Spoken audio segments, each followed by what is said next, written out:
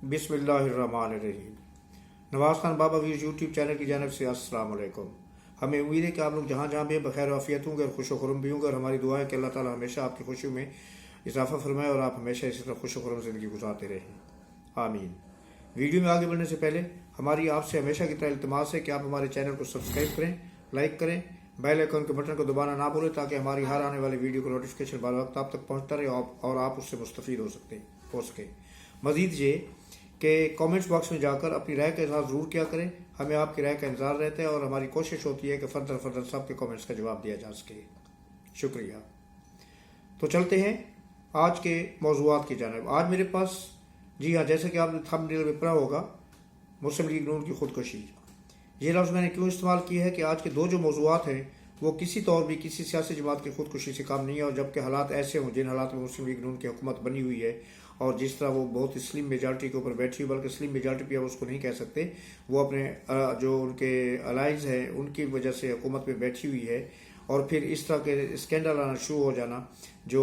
अभी 2 महीने भी नहीं हुए हुकूमत बने हुए, गालबन 1 महीना तकरीबन होने वाला है जो हुआ है, और इस तरह के स्कैंडल आ जाएं तो फिर रह के हुकूमत की गुड गवर्नेंस का पोल जो है ना खुल जाता है। दो चीज़ें मेरे सामने हैं। एक तो ये है कि मुस्लिम लीग के एक बहुत ही एक्टिव कारकुन मियाँ अतीक रहमान, लाहौर से जिनका ताल्लुक़ था, और जो हर दौर में मुस्लिम लीग की फ्रंट लाइन में स्ट्रगल में शामिल रहे, चाहे वो माशाल्लाह के ख़िलाफ़ हो, चाहे वो मुशर्रफ के ख़िलाफ़ हो, चाहे वो किसी हुकूमत के ख़िलाफ़ हो, किसी आमिर के ख़िलाफ़ हो, तो वो हमेशा मुस्लिम लीग की फ्रंट लाइन में रहते थे। और उस दौर में, जबकि मुशर्रफ के दौर में जब नवाज शरीफ साहब के ख़िलाफ़ कार्रवाइयाँ की गई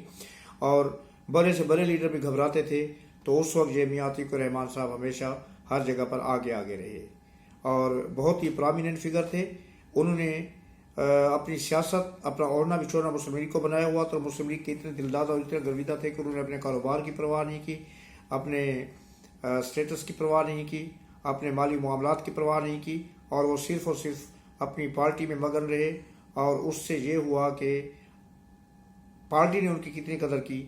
वो अभी हम बात करते हैं, जिसकी वजह से मैंने कहा कि मुस्लिम लीग ने खुदकुशी कर ली है।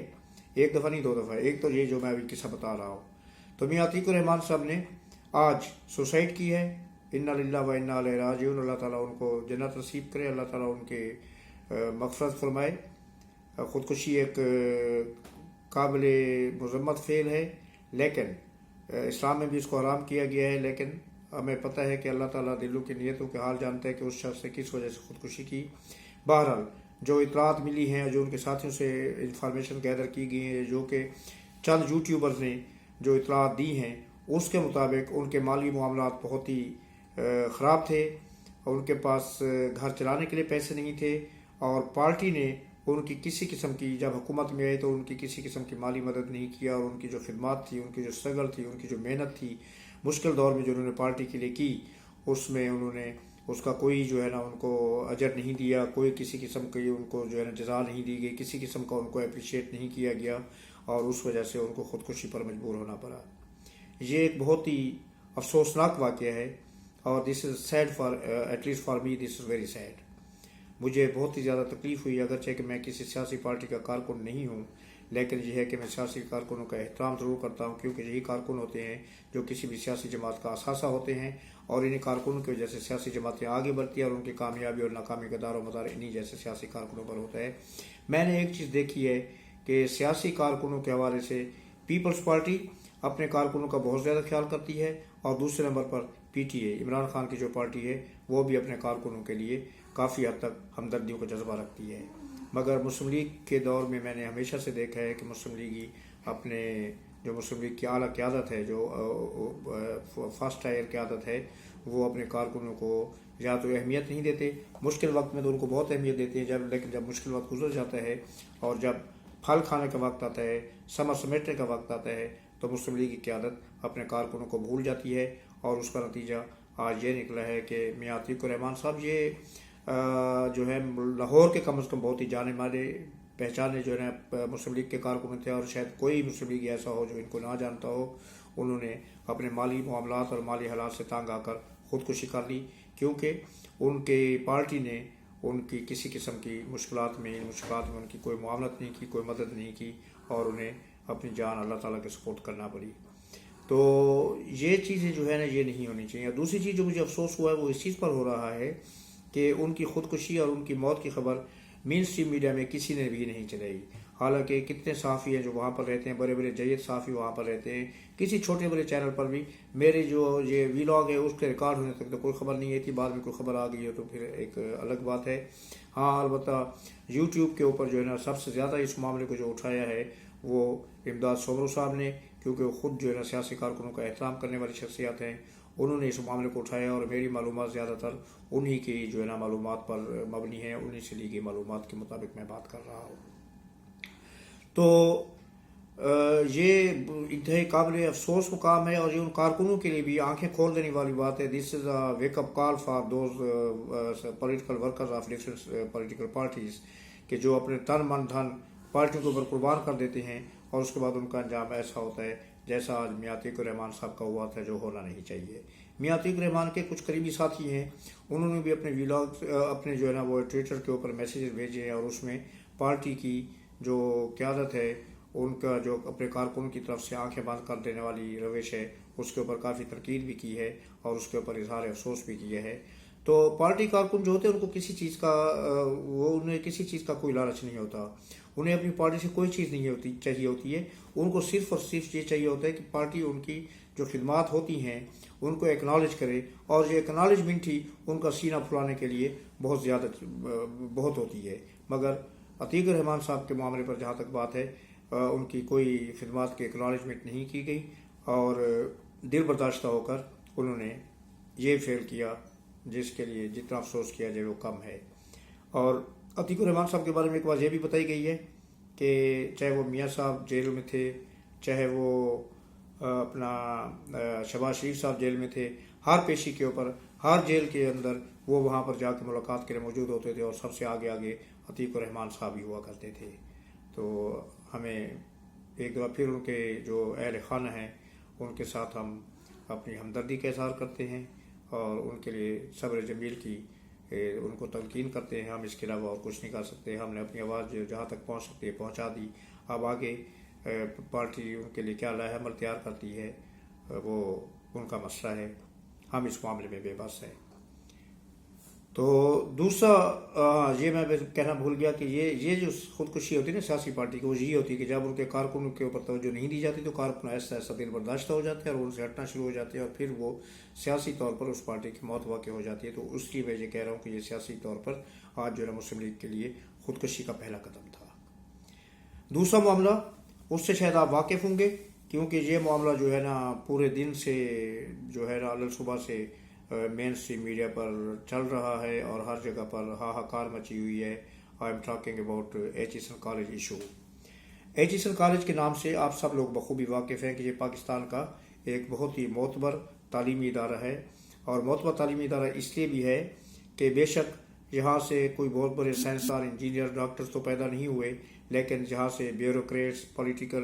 پولیٹیشنز اور اس ٹائپ کی جو لوگوں کی کلاس ہے وہ پیدا ہوتی ہے. یہ ان لوگوں کا ادارہ ہے, ہائی کلاس لوگوں کے لیے یہ ادارہ ہے, کیونکہ جہاں تک میں نے معلومات لی ہے اس ادارے میں ایک بچے کے ایڈمیشن کے وقت کم از کم 2 کروڑ روپے کی ضرورت ہوتی ہے, جو ہر آدمی کے پاس کی بات نہیں ہوتی. اور بات صرف یہ پیسے کی نہیں ہے, یہاں پر ان لوگوں کا خاندانی بیک گراؤنڈ اور اسٹیٹس بھی دیکھا جاتا ہے ایڈمیشن کے وقت, اس کے بعد ان کو ایڈمیشن ملتا ہے. اور ڈسپلن کے لحاظ سے یہ ایک بہت ہی مثالی ادارہ ہے. ایچیسن کالج کا نام پوری دنیا میں مشہور ہے. پاکستان کا یہ بہت ہی مثالی اور ویل ڈسپلن ادارہ ہے تو نہیں کہا جا سکتا, میرے خیال میں آج سے پہلے تک تھا. آج جو کچھ ہوا ہے اس کی جتنی بھی مذمت کی جائے وہ کم ہے. آج اس ادارے کو ایک بالکل ہی تعلیمی ادارے کے بجائے ایک سیاسی تھیٹر کے طور پر استعمال کیا گیا ہے اور اس تھیٹر میں ایک ایسا سرکس لگایا گیا ہے کہ جس میں ہمیں کچھ سمجھ نہیں آ رہی کہ کون سچ کہہ رہا ہے کون جھوٹ کہہ رہا ہے. لیکن مختلف یوٹیوبر, مختلف چینل, مختلف صحافیوں کی گفتگو اور جہاں تک ہماری اپروچ تھی وہاں سے جو ہمیں معلومات ملی ہیں ان کے مطابق مجھے ان تمام اس ایپیسوڈ بھی کہا جا سکتا ہے اس میں جو صحیح بات نظر آئی ہے وہ کسی حد تک منصور علی خان کی باتیں سچی نظر آئی ہیں. اور دوسرا منصور علی خان کو فالو کیا ہے امداد سومرو صاحب نے, ان کی باتوں میں کچھ حقیقت نظر آئی ہے. باقی جتنے بھی ہمارے ٹی وی چینل ہیں یا یوٹیوبرز ہیں وہ اپنا راگ اپنی ڈفلی والی بات کر رہے ہیں, کیونکہ کسی کی ہمدردیاں مسلم لیگ کے ساتھ ہے تو کسی کی ہمدردی مسلم لیگ کے ساتھ نہیں ہے، تو جو مسلم لیگ کے خلاف ہے وہ پرنسپل مسٹر تھامسن کی حمایت کر رہے ہیں، اور جو مسلم لیگ کی حمایت میں ہے وہ پرنسپل کی مخالفت میں مسلم لیگ نون کی اور گورنر پنجاب کی حمایت کر رہے ہیں کہ جو کچھ انہوں نے کیا ہے۔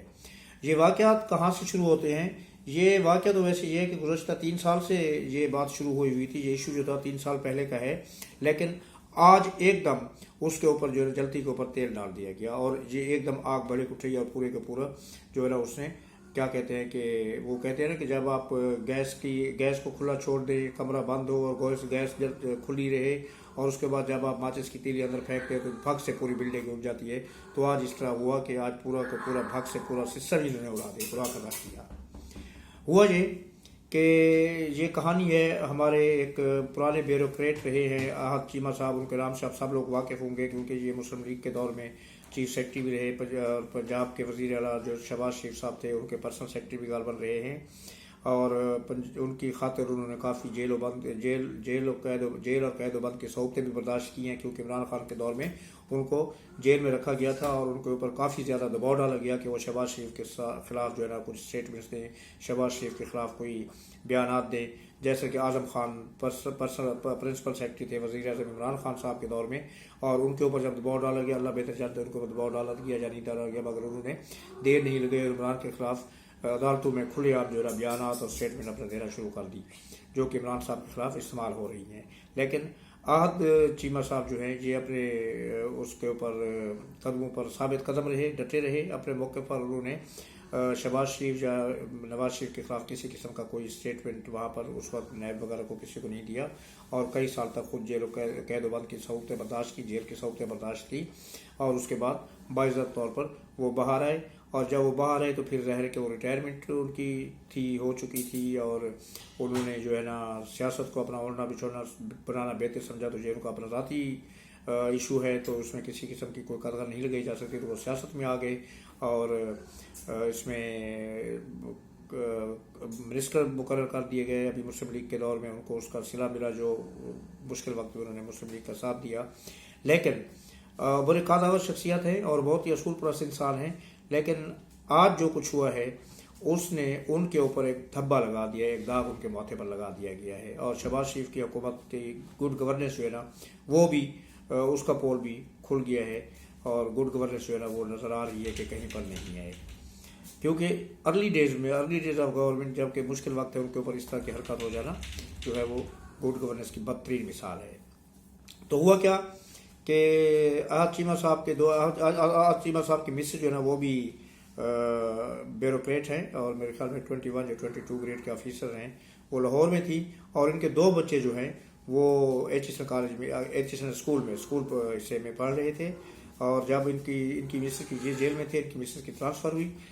اسلام آباد، تو جب ان کی اسلام آباد ٹرانسفر ہوئی تو انہوں نے ایک اپلیکیشن دی کہ کیونکہ مجھے ٹرانسفر کر دیا گیا ہے یہاں سے اسلام آباد، تو میں اپنے بچوں کو ساتھ لے کے جا رہی ہوں، لہٰذا وہ بچے اب اسکول میں نہیں آئیں گے ایچ ایس این میں، مگر میری یہ ریکویسٹ ہے کہ ان بچوں کو جو ہے اسکول میں ان کی سیٹ جو ہے وہ ریزرو کی جائے، ان کا نام خارج نہ کیا جائے، اور کوئی پتہ نہیں کہ سال 2 سال کے بعد ہماری ٹرانسفر واپس جب ہوگی تو واپس آ کے وہ بچے دوبارہ اپنا ایچ ایس این اسکول کو جوائن کریں گے۔ لیکن ساتھ ہی ساتھ انہوں نے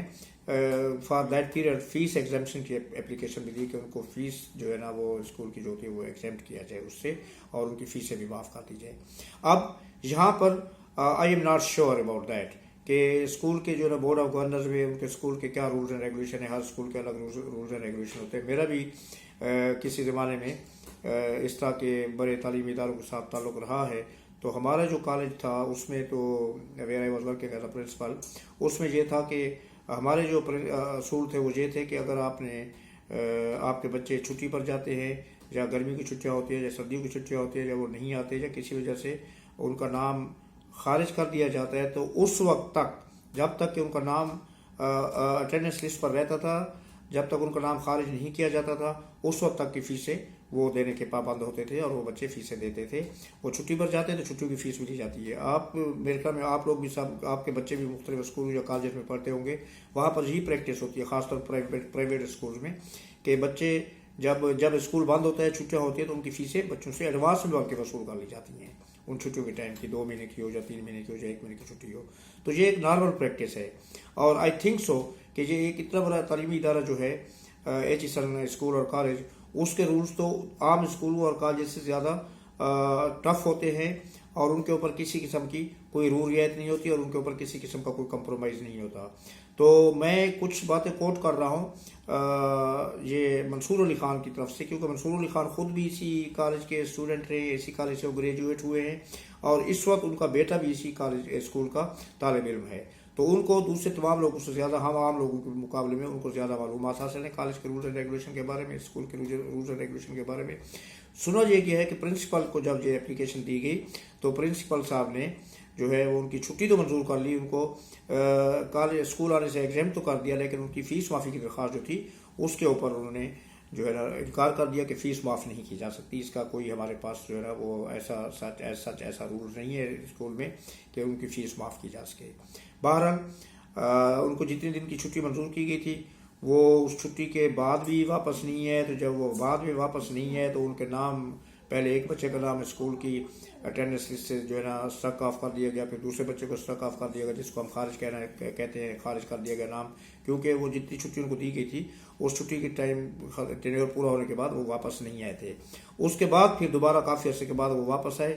تو جو آج صاحب کی مسز ہے، آج چیمہ صاحب کی، انہوں نے وہ بچوں کو پرنسپل پاس لے کے گئی تو کہ جی اب آپ دوبارہ ریجوائن کرنے کے لیے آئے ہیں. تو انہوں نے کہا کہ جن کا تو نام خارج ہو چکا ہے، اور نام خارج ہو چکا ہے کہ مثال یہ ہے کہ انہوں نے ظاہر ہے کیونکہ نوٹیفکیشن وغیرہ بھی بھیجا ہوگا، ایسے نہیں تو بچے کا نام خارج کر دیا جائے اس کے والدین کو پتہ نہ ہو، اور اتنا بڑا تعلیمی ادارہ ہو انہوں نے کوئی اس طرح بس آنکھیں بند کر نام خارج کر دیا. ڈیفینیٹلی انہوں نے ان کی مدر کو یا ان کا جو بھی ایڈریس ہوگا اس کے اوپر انہوں نے لیٹر وغیرہ بھیجے ہوں گے، کمیونیکیٹ کیا ہوگا کہ یہ بچوں کو نام اسٹرک آف کیا جا رہا ہے اسکول سے.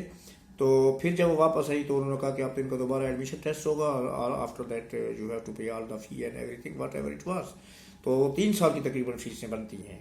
اور میرا جو اپنا ذاتی نظریہ ہے وہ 3 سال کی فیس اس ٹائم تک ہوگی جب وہ 3 سال کی چھٹی لے کے گئے تھے، کیونکہ ایچیسن کالج میں چھٹی کا کوئی جو ہے نا وہ کنسیپٹ نہیں ہے، وہاں پر چھٹی نہیں ملتی ہے، اور کہاں وہ 2 یا 3 سال کی چھٹی لے کے چلے جانا باہر. لیکن کیونکہ یہ ایکسیپشنل کیسز ہوتے ہیں، گورنمنٹ کی جاب ہے ان کی اور ایک بڑے عہدے پر وہ فائز تھیں، تو شاید ہو سکتا ہے کہ اس کو کنسیڈر کر کے اتنی چھٹی تو ان کو دے دی گئی ہو. لیکن ایک عام آدمی کی حیثیت سے بھی آپ بھی یہ سوچیں گے کہ اگر چھٹی تو دے دی گئی، لیکن جب ان کی یہ ریکویسٹ تھی کہ ان کی سیٹ جو ہے وہاں پر برقرار رکھی جائے اور ان کی سیٹ کسی اور کو نہ دی جائے، تو جب سیٹ برقرار رکھی جائے گی تو ڈیفینیٹلی اس کی فیس پھر اسکول کا حق ہے کسی بھی قانون کے تحت کہ وہ ان سے فیس ڈیمانڈ کر سکتا ہے، کیونکہ سیٹ برقرار رکھنے کا مطلب یہ ہے کہ آپ نے 2 اسٹوڈنٹس کو ایڈمیشن نہیں دیا، اور جب 2 اسٹوڈنٹ کو آپ ان سیٹوں پر ایڈمیشن نہیں دے رہے تو اس کا مطلب یہ ہے کہ 2 اسٹوڈنٹس کے آپ جو ہے نا اگر ان کی فیسیں معاف کر دیتے ہو تو ادارہ جو لاس میں چلا جائے گا. اور یہ فیسیں کوئی ہزاروں میں نہیں ہے، یہ لاکھوں اور کروڑوں میں بنتے ہیں. 3 لاکھ کی فیسیں 2 بچوں کی کروڑوں روپے ہوں گے، پتہ نہیں کتنے کروڑ روپے بنتے ہیں، تو کوئی ادارہ اتنا بڑا لاس تو نہیں کرے گا. تو پھر بہرحال یہ سلسلہ چلتا رہا، اور اس کے بعد جناب جب یہ پرنسپل صاحب نے انکار کیا تو پھر یہ معاملہ بورڈ آف گورنر میں گیا. بورڈ آف گورنر میں 2-3 دفعہ میٹنگز ہوئی تو یہ معاملہ طے نہیں پا سکا. جب یہ معاملہ طے نہیں پائے تو پھر اس کے بعد یہ معاملات گورنر پنجاب بلیغ الرحمان صاحب کے پاس چلے جائے، کیونکہ گورنر جو صوبے کا ہے وہ گورنر پنجاب جو ہوتا ہے چاہے وہ کسی بھی پارٹی کا ہو یا نہ ہو، لیکن گورنر کی سیٹ پر جو بیٹھا ہوا شخص ہوگا، جو گورنر ہوگا، وہ اس اسکول کے بورڈ آف گورنرز کا ہیڈ ہوتا ہے، پریزیڈنٹ ہوتا ہے. تو جب ان کے پاس چلا گیا یہ معاملات تو انہوں نے پرنسپل صاحب کو لیٹر لکھا کہ جی ان کی فیسیں معاف کی جائے. پرنسپل صاحب نے اس کو انکار کر دیا. پھر پرنسپل صاحب کو بلایا گیا میٹنگ کو کال کی گیا، اور لیکن کیونکہ وہ میٹنگ گورنر ہاؤس میں کال کی گئی تھی تو پرنسپل نے وہاں پر جانے سے انکار کر دیا، کیونکہ بورڈ آف گورنرز کی میٹنگ گورنر ہاؤس پہ نہیں ہونی چاہیے، بورڈ آف گورنرز کی میٹنگ وہاں پر ہی ہونی چاہیے، اسکول ادارے کے اندر ہونی چاہیے. تو انہوں نے اس میٹنگ میں شرکت سے انکار کر دیا، اور 12 چلتے چلتے یہ میرے خیال میں ذاتی پسند اور ناپسند تک پہنچ گئی. اور اس کے بعد گورنر بلیغ الرحمان صاحب نے کیا کیا کہ بچوں کے نام بھی ری انسٹیٹ کر دیے اسکول میں، اور ان کی فیس جو ہے نا وہ بھی جو ہے نا ان کی فیس معاف کر دی جو ان کی 3 سال کی اسکول ڈیمانڈ کر رہا تھا. اب گورنر کے پاس ایز اے پریزیڈنٹ میرے خیال میں یہ اختیار ایز اے فرد واحد ایک بندے کی حیثیت سے نہیں ہوتا، یہ بھی بورڈ آف گورنر کا فیصلہ ہوتا ہے، مشترکہ فیصلہ ہوتا ہے. بورڈ آف گورنر فیصلہ کر سکتا ہے کہ یہ ہو سکتا ہے یا نہیں ہو سکتا. لیکن یہ بھی سننے میں آیا ہے، مجھے کچھ انفارمیشن ملی ہے کہ پچھلے 1 سال سے ایچیسن کالج کے جو بورڈ آف گورنرز تھا اس میں بہت سارے ایسے لوگ جو ہے نا وہ بورڈ آف گورنر کے ممبر بنائے گئے جن کی ہمدردیاں پاکستان مسلم لیگ کے ساتھ ہیں. یہ پی ڈی ایم کی جب پہلے حکومت آئی تھی 16 مہینے کی، اس کے دوران مجھے کافی ساری تبدیلیاں آئیں، اور بورڈ آف گورنر میں مسلم لیگ کے کافی حمایت یافتہ لوگ بورڈ آف گورنر میں انڈکٹ کیے گئے. تو یہ ایک برننگ ایشو ہے، اور یہ ایک تعلیمی ادارے کا ایک ایسا تعلیمی ادارہ جس کی دنیا بھر میں ساکھ ہے۔ ساتھ ساتھ میں یہ بتاتا چلوں کہ ہمارے عمران خان صاحب جو ہے سابقہ prime minister of Pakistan P T کے جو چیئرمین ہیں، جو بانی ہیں اب تو، وہ بھی اسی ایچ کالج سے پڑھے ہوئے ہیں۔ غالباً نواز شریف صاحب اسی ایچ کالج سے پڑھے ہیں، اور بے انتہا 80-90% بیوروکریٹ سے وہ اسی کالج سے پڑھ کے جاتے ہیں، پڑھے ہوئے ہوتے ہیں۔ اور جو ہمارے بڑے بڑے سیاستدان اور بڑے بڑے جاگیردار ہیں پاکستان کے، ان کے بچے اکبر مفتی جیسے شخص بھی اسی کالج سے پڑھے ہوئے ہیں۔ تو جو بڑے بڑے جاگیردار ہیں، سرداری نظام حامل سردار ہیں، وہ لوگ اسی کالج سے پڑھتے ہیں۔ اور this college is a symbol of status, آپ اس کو اسٹیٹس سمبل کہہ سکتے ہیں کہ بڑے بڑے لوگ جو ہے نا ان کے بچے اسی کالج سے پڑھتے ہیں۔ زین بگٹی جو ہے بگٹی صاحب کے بیٹے، وہ بھی اسی کالج سے تعلیم یافتہ ہیں، اور بھی بے انتہا بڑی لسٹ ہے بیوروکریٹس کے اور سیاستدانوں کے جو اسی کالج سے پڑھ کے گئے ہوئے ہیں۔ تو اس کالج کا اپنا ایک اسٹیٹس ہے، اپنا ایک اسٹینڈرڈ ہے، لیکن اس بیڈ گورننس کی وجہ سے آج کیا ہوا کہ جو اس کالج کے پرنسپل ہیں، جو آسٹریلین نیشنلٹی ہولڈر جو آسٹریلین نیشنل ہیں، انہوں نے استعفیٰ دے دیا ہے کہ جی بیڈ گورننس گورنر کی وجہ سے گورنر صاحب سیاسی طور پر بے انتہا مداخلت کر رہے ہیں کالج کے ڈسپلن کے معاملات میں، جس کو کسی صورت میں بھی اوور لک نہیں کیا جا سکتا۔ تو میں اس ایٹماسفیئر میں کام نہیں کر سکتا، اور میں ریزائن کر رہا ہوں، اور 1 اپریل سے I will not be available for my duties. اب یہ ایشو جو ہے نا، ایک بہت ہنگامہ آ رہی کہ ہنگامہ آ رہی تو نہیں کہہ سکتے کہ جلتی ہوئی آگ کی صورت اختیار کر گیا ہے پاکستان بھر میں، اور مسلم لیگ نون کی گڈ گورننس پر بھی انگلیاں اٹھائی جا رہی ہیں کہ جی دس از بیڈ گورننس، اور بلیغ الرحمان صاحب پر بھی انگلیاں اٹھائی جا رہی ہیں، اور کچھ لوگ پرنسپل کو بھی مورد الزام ٹھہرا رہے ہیں۔ لیکن اب میرا جو نظریہ ہے، میری جو اپنا خیال ہے، یا میری جو سوچ ہے، یا میری جو رائے ہے، وہ یہ ہے کہ اس معاملے کو ایسے دبانا نہیں چاہیے، کیونکہ ایک بہت ہی اچھے تعلیمی ادارے کی ساکھ داؤ پر لگا دی گئی ہے، اور اس کو کلیئر کرنا چاہیے۔ اور اس کے لیے بہترین طریقہ یہ ہے کہ غیر جانبدار افراد کے اوپر مشتمل 3 یا 5 افراد پر مشتمل ایک کمیٹی بنائی جائے، جو اس سارے معاملے کی انکوائری کرے، اور اس کے بعد جلد سے جلد اس انکوائری کی رپورٹ جو ہے نا حکومت کو پیش کی جائے، اور پھر اس کے ساتھ ساتھ جو اس رپورٹ کو عوام میں پبلک کیا جائے، تاکہ دودھ کا دودھ اور پانی کا پانی سامنے آ سکے۔ آج کے لیے اتنے کافی ہے۔ انشاءاللہ بہت جلد ایک نئے ولاگ کے ساتھ آپ کی خدمت میں حاضر ہوں گا۔ اس وقت تک کے لیے اجازت دیجیے۔ اللہ آپ کا حامی ناصر، اللہ حافظ، اللہ نگہبان۔ السلام علیکم اور شکریہ۔